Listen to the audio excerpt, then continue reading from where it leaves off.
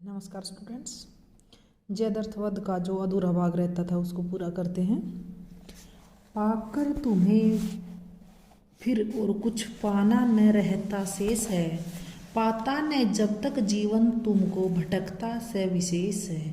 जो जन तुम्हारे पद कमल के असल मधु को जानते, वे मुक्ति की भी कर अनिच्छा तुच्छ उसको मानते। शेष का अर्थ बाकी और पद चरण असल वास्तविक मुक्ति मोक्ष अनिच्छा इच्छा न होना। तो इन पंक्तियों में युधिष्ठिर श्री कृष्ण को संबोधित करते हुए कहते हैं कि हे श्री कृष्ण, इस संसार के समस्त जन पाकर तुम्हें फिर और कुछ पाना न रहता शेष है, कि इस संसार के समस्त जन तुम्हें पाने का प्रयास कर रहे हैं और जो जन पाकर तुम्हें और जो जन तुम्हें प्राप्त कर लेते हैं, कुछ पाना न रहता शेष, उसके लिए इस संसार में और कुछ पाना शेष नहीं रह जाता।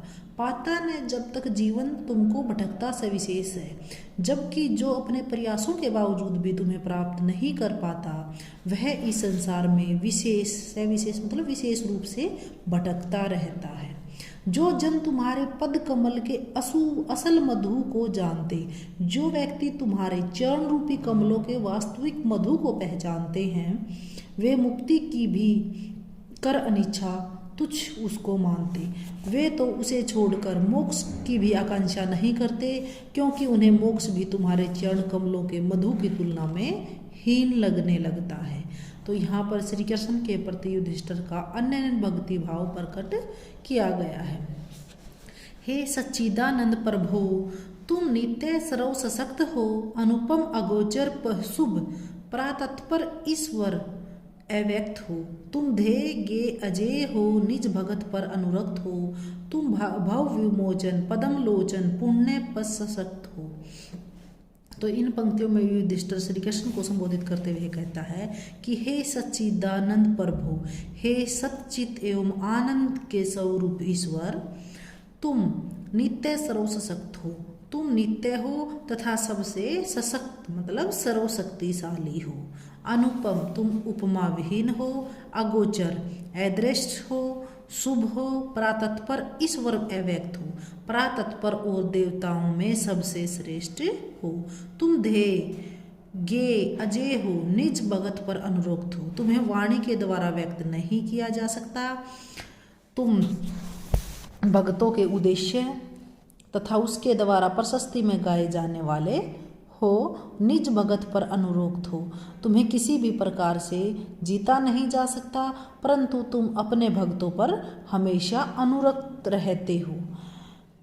तुम भव विमोचन पदम लोचन पुण्य पश्चात हो। हे प्रभु, संसार के कष्टों से मुक्ति दिलाने वाले हो। तुम कमल के समान आँखों वाले हो तथा पुण्य स्वरूप हो तथा अशक्तों को शक्ति प्रदान करते हो। पश्चात मतलब शक्तिशाली हो। तुम एक होकर भी अहो, रखते अनेकों वेश हो। आधंतहीन अचिंत्य अद्भुत आत्मभू अखिलेश हो। करता तुम्ही भरता तुम्ही हो, सृष्टि के चारों पदार्थ दयानिधे, फल है तुम्हारी सृष्टि के। तो आधंत का अर्थ है प्रारंभ से अंत तक, अचिंत्य का अर्थ है चिंता रहित, अद्भुत विचित्र, आत्मभू स्वयंभू, स्वयं के संचालक मतलब श्री कृष्ण का नाम है यहाँ पर आत्मभू, अखिलेश सृष्टि के स्वामी, कर्ता रचयिता, भरता पालन करने वाला, हरता नष्ट करने वाला, चार पदार्थ धर्म अर्थ काम और मोक्ष, दृष्टि नजर। तो इन पंक्तियों में श्री कृष्ण युधिष्ठिर श्री कृष्ण को संबोधित करते हुए कहते हैं कि तुम एक होकर भी अहो, रखते अनेकों वेश हो। कि हे श्री कृष्ण, तुम एक हो लेकिन तुम्हारे अनेकों रूप हैं। तुम आधंतहीन, तुम प्रारंभ और अंत से रहित, अचिंत्य चिंता से दूर, अद्भुत आत्मभू अखिलेश हो, विचित्र शिवम तथा इस सृष्टि के स्वामी हो। करता तुम ही इस सृष्टि के रचयिता हो, भरता तुम ही हो सृष्टि के, और तुम ही इस सृष्टि के पालन करता हो, और तुम ही समय आने पर इसे नष्ट भी कर सकते हो। चारों पदार्थ दयानिधे, हे दया के भंडार श्री कृष्ण, फल है तुम्हारी सृष्टि के। धर्म अर्थ काम और मोक्ष जैसे चारों पदार्थ तुम्हारी दया दृष्टि के ही परिणाम है। तो यहाँ पर मैथिली शरण गुप्त जी ने ईश्वर के एक होने पर परंतु उसके अनेक रूपों में विद्यमान होने की बात कही है। हे इस बहुत उपकार तुमने सर्वदा हम पर किए। उपहार प्रत्युपकार, प्रत्युपकार का होता है उपकार का बदला। मैं क्या दें तुम्हें इसके लिए, है क्या हमारा सृष्टि में यह सब तुम्ही से बनी। संतन तरणी है हम तुम्हारे और तुम हमारे ही धनी। तो इन पंक्तियों में युधिष्ठिर श्री कृष्ण को संबोधित करते हुए कहते हैं कि हे ईश्वर, बहुत उपकार तुमने सर्वदा हम पर किए, कि तुमने हमेशा हम पर बहुत सारे उपकार किए हैं। उपकार प्रत्युपकार में क्या दें तुम्हें इसके लिए, और इस उपकार के बदले में हम तुम्हें क्या भेंट दें। कहने का भाव है कि श्री कृष्ण के जो उपकार हैं उसके बदले में हमारे पास उसके बदले में देने के लिए कोई भी भेंट या उपहार नहीं है क्या हमारा सृष्टि में यह सब तुम्ही से बनी, और इस सृष्टि में हमारा तो कुछ भी नहीं है, यह सृष्टि तो तुम्हारे द्वारा ही निर्मित है। संतन तरणी है हम तुम्हारे, तुम हमारे हो धनी। हे प्रभु, हम निरंतर आपके ऋणी हैं, तुम ही हमारे स्वामी हो, ईश्वर हो। तो यहाँ पर युधिष्ठिर की श्री कृष्ण के प्रति अनन्य भक्ति भावना प्रकट की गई है। जय दीन बंधो सौख्य सिंधो, देव देव दया निधे। जय जन्म मृत्यु विहीन शाश्वत, विश्व वंदे महानिधे। जय पूर्ण पुरुषोत्तम जनार्दन, जगन्नाथ जग दगदे। जय जय विभो अच्युत हरे, मंगलते मायापते।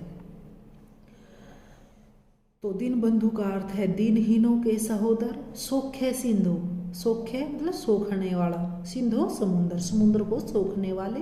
देव देव देवताओं के देवता, दयानिधे दया के सागर। विहीन रहित शाश्वत चिर। विश्ववंद संसार के द्वारा वंदनीय। जगत गदे संसार को मोक्ष प्रदान करने वाले। विभव वैभवशाली। मंगलते कल्याण करने वाले। मायापते माया के स्वामी। तो इन पंक्तियों में युधिष्ठिर श्री कृष्ण को संबोधित करते हुए कहते हैं कि जय दीन बंधो, हे दीनों के सहोदर। सौख्य सिंधु, तुम समुद्र को सोखने वाले हो। देव देव दया निधे, तुम देवताओं के देवता हो तथा कृपा के सागर हो। जय जन्म मृत्यु विहीन शाश्वत, तुम जन्म और मृत्यु से रहित चिर शाश्वत हो। विश्व वंदे महाविदे, तुम संसार के द्वारा वंदनीय तथा महाविद्या के स्वामी हो। जय पूर्ण पुरुषोत्तम, हे पूर्ण पुरुषोत्तम जनार्दन, जगन्नाथ जगत गते, जगत के स्वामी और संसार को मोक्ष प्रदान करने वाले श्री कृष्ण। जय जय विभो, तुम्हारी जय हो। अच्युत हरे मंगलते मायापते, हे वैभव प्रदान करने वाले अच्युत हरे मंगल करने वाले और माया के स्वामी श्री कृष्ण, तुम्हारी हमेशा जय जयकार ही रहे।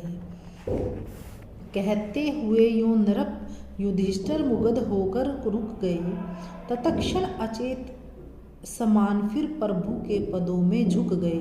बढ़कर उन्हें हरि ने हृदय से हर्षयुक्त लगा लिया। आनंद से सतप्रेम का मानो शुभालिंगन किया। नृप का अर्थ है राजा, मुग्ध का अर्थ है मोहित। तत्क्षण उसी समय अचेत बेहोश पद चरण हरि श्री कृष्ण, हर्षयुक्त प्रसन्नता, सतप्रेम प्रेम के साथ आलिंगन गले लगाना। तो इन पंक्तियों में कवि कहता है कि श्री कृष्ण के प्रति अपने हृदयोद्गार व्यक्त करते हुए राजा युधिष्ठिर श्री कृष्ण के व्यक्तित्व के प्रति कहते हुए यो नृप युधिष्ठिर मुग्ध होकर रुक गए, कि व्यक्तित्व के प्रति मोहित होकर बोलते बोलते रुक गए। क्योंकि जो श्री कृष्ण है उनका व्यक्तित्व अत्यधिक मंत्रमुग्ध करने वाला है। तत्क्षण अचेत समान फिर प्रभु के पदों में झुक गई। और फिर तत्क्षण मतलब उसी समय अचेत चेतना खोते हुए फिर प्रभु के पदों में झुक गए। अपनी चेतना खोते हुए व्यक्ति के समान श्री कृष्ण के चरणों में झुक गए। बढ़कर उन्हें हरि ने हृदय से हर्षयुक्त लगा लिया। और जब वो उसके पैरों में झुके तब श्री कृष्ण ने आगे बढ़कर प्रसन्नता के साथ युधिष्ठिर को अपने गले लगा लिया, अपने हृदय से लगा लिया, आनंद से सतप्रेम का मानो शुभ आलिंगन किया। और दोनों जब परस्पर आलिंगनबद्ध थे तब उस दृश्य को देखकर कवि को लगा मानो आनंद और सच्चा प्रेम एक दूसरे से शुभ आलिंगन कर रहे हैं। तो यहाँ पर मैथिली शरणगुप्त जी ने युधिष्ठिर और श्री कृष्ण के आलिंगन का अद्भुत दृश्य चित्रित किया है। वह भगत का भगवान से मिलना नितांत पवित्र था। प्रत्यक्ष जीवन ईश्वर जीवन का संगम अति विचित्र था। मानो सुकृत आकर स्वयं ही शील से थे मिल रहे। युग श्याम गौर सरोज मानो साथ ही थे खेल रहे। तो इन पंक्तियों में कवि कहता है कि वह भगत का भगवान से जो मिलना था वो नितांत पवित्र था। जब युधिष्ठिर का भगवान श्री कृष्ण से जो प्रेम भाव का जो मिलन था वो बहुत ही पवित्र था। प्रत्यक्ष ईश्वर जीवन का संगम अति विचित्र था। साक्षात रूप में भगवान श्री कृष्ण वह जीवन युधिष्ठिर का मिलन है वो अत्यंत अद्भुत था। मानो सुकृत आकर स्वयं ही शील से थे रहे मिल रहे। उस दृश्य को देखकर ऐसा लग रहा था मानो स्वयं अच्छी कृतियां करने वाले ईश्वर शील से मिल रहा है।